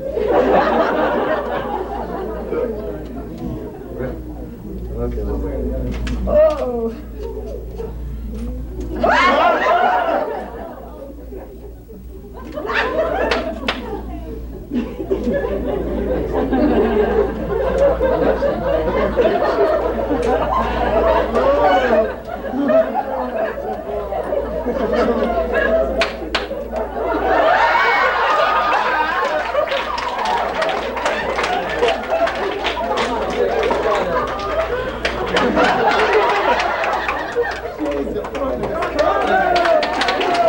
Where are those puncture marks?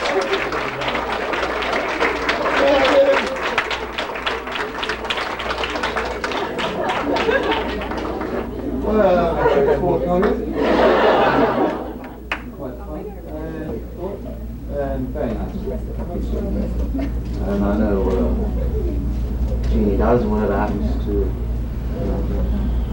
profits, they go towards a good cause, which is bringing back Blake 7, which means if Blake 7 comes back, I'll come back too, and we can have more of the same. Huh? I'll bring my little fat friend with me. I really want to be kid for him.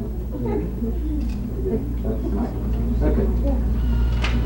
And now I'm going to do some more class.